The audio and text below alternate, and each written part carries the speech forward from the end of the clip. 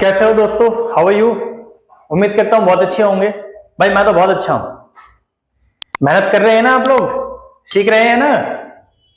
पिछली वीडियो में आपने पास्ट परफेक्ट सीखा था। उम्मीद करता हूं बहुत अच्छी तरीके से आप उसको प्रैक्टिस में ला रहे होंगे। आज हम सीख रहे हैं नया टेंस, फ्यूचर परफेक्ट टेंस। जी हाँ, फ्यूचर परफेक्ट टेंस। इस टेंस को करने के बाद हमारे 9 टेंस कंप्लीट हो जाएंगे। और 9 टेंस कंप्लीट होने का मतलब है कि आपको इंग्लिश बोलना स्टार्ट कर देना चाहिए। तो आइए समझते हैं फ्यूचर परफेक्ट टेंस। तो देखिए फ्यूचर परफेक्ट टेंस क्या होता है। मैंने लिखा है वाक्य के अंत में चुका होगा, चुके होंगे ऐसा आता है। मैं तब तक ऑफिस पहुंच चुका हूंगा, मैं तब तक ऑफिस पहुंच चुका हूंगा। वह तब तक कश्मीर से आ चुका होगा।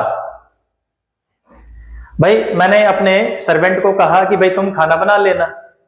अब मेरी मम्मी बोल रही है बेटा पता नहीं उसने खाना बनाया होगा कि नहीं बनाया होगा। तो मैं क्या बोलूंगा? अरे मम्मी आप चिंता ना करो, उसने तो खाना बना लिया होगा, मतलब वह खाना बना चुका होगा।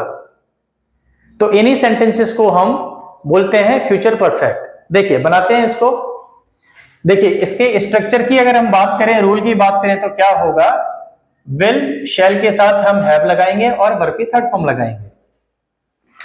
प्रेजेंट परफेक्ट में हमने हैज और हैव के साथ वर्ब की थर्ड फॉर्म लगाई थी। पास्ट परफेक्ट में हमने हैड के साथ वर्ब की थर्ड फॉर्म लगाई थी। अब फ्यूचर परफेक्ट में हम विल और शैल के साथ हैव लगाएंगे और फिर वर्ब की थर्ड फॉर्म लगाएंगे। मैं आपको पहले भी बता चुका हूं कि आई और बी के साथ हम शैल लगाते हैं, बाकी सब सब्जेक्ट के साथ विल लगाते हैं। लेकिन हम बात करें मॉडर्न इंग्लिश की, जो कि आजकल हम सीख रहे हैं, तो मॉडर्न इंग्लिश में हम हर सब्जेक्ट के साथ विल लगा सकते हैं। ठीक है, तो देखिए बनाते हैं इनको। अगर हम अफर्मेटिव में सेंटेंस बनाएं तो देखो कैसे बनेगा। वह तब तक खाना बना चुका होगा। He will have cooked food by then। By then मतलब तब तक। वह तब तक यहां आ चुका होगा। He will have come here by then। तुम मुंबई घूम चुके होंगे। You will have visited Mumbai. तुम सब्जी खरीद चुके होंगे। You will have purchased vegetable। आइए अब इसको नेगेटिव में देखते हैं। नेगेटिव में क्या करना है? बस हमें विल शैल के बाद नॉट लगा देना है। जैसे इसी को हम चेंज कर लेते हैं, वह तब तक खाना नहीं बना चुका होगा। वह तब तक खाना नहीं बना चुका होगा। तो क्या होगा इसका? He will not have cooked food by then. देखिए अब ये नॉट हो गया। वह तब तक कार नहीं खरीद चुका होगा। He will not have purchased a car by then. मैं कल तक कश्मीर नहीं पहुंच चुका हूंगा। I will not have reached Kashmir by tomorrow. मैं दिसंबर तक फोन नहीं खरीद चुका हूंगा। I will not have purchased a phone by December. अगर हम इसको इंटरोगेटिव ए में बनाएंगे तो दोस्तों इंटरोगेटिव ए में क्या होगा? देखो इसका एक एग्जांपल देख लेते हैं। इसी को चेंज कर लेते हैं। क्या वह तब तक खाना बना चुका होगा? देखो क्या होगा इसका? Will he have cooked food by then.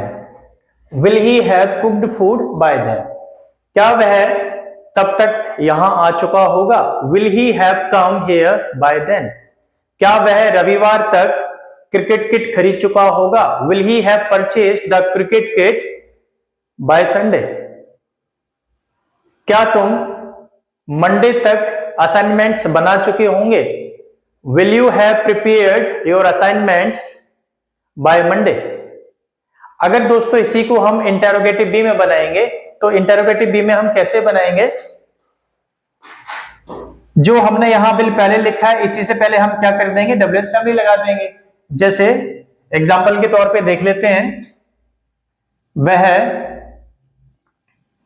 तब तक खाना कैसे बना चुका होगा, हाउ विल ही हैव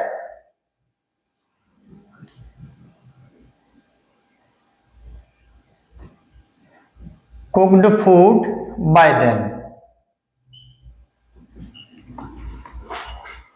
तुम तब तक अमेरिका कैसे घूम चुके होंगे, how will you have visited America by then. तुम अगले साल तक नौकरी कैसे प्राप्त कर चुके होंगे, how will you have got a job by next year. तुम अगले साल तक कहां जा चुके होंगे, where will you have gone by next year. क्या तुम अपने दोस्तों के साथ पार्टी में खाना खा चुके होंगे, will you have eaten food with your friends in party. क्या तुम अंग्रेजी में बात कर चुके होंगे, will you have spoken in English, will you have talked in English. क्या तुम तब तक अंग्रेजी सीख चुके होंगे, will you have learned English by then. हाँ मैं तब तक अंग्रेजी सीख चुका हूंगा, yes I will have learned English by then. तो देखा आपने दोस्तों कितना इजी था। आज हम 9 टेंस कर चुके हैं और उम्मीद करता हूं कि ये 9 टेंस आपको बहुत अच्छी तरीके से आ गए होंगे। अब आपको अपने दोस्तों के साथ प्रैक्टिस करनी है। मुझसे भी आप बात कर सकते हो, आप कमेंट कर सकते हो। उम्मीद करता हूं दोस्तों आप बहुत अच्छी तरीके से सीख रहे हैं, बहुत अच्छी तरीके से आप अपने दोस्तों के साथ बात कर रहे हैं। अगर आप मेरे चैनल पर नए हैं तो प्लीज चैनल को लाइक कर दीजिए, सब्सक्राइब कर दीजिए और अपने दोस्तों के साथ मेरी सभी वीडियोस को शेयर किया करें आप, ताकि वो भी इंग्लिश सीख सकें। मैं मेहनत कर रहा हूं, आपको भी मेहनत करनी है। Thanks for watching this video. जय हिंद, जय भारत। तो मिलते हैं फिर दूसरी वीडियो में। तब तक के लिए हंसते रहिए, मुस्कुराते रहिए और जितने टेंस मैंने सिखाए हैं उन सभी टेंसों का बारीकी से अध्ययन करते रहिए, प्रैक्टिस करते रहिए। मैं सारे टेंस आपसे पूछने वाला हूं।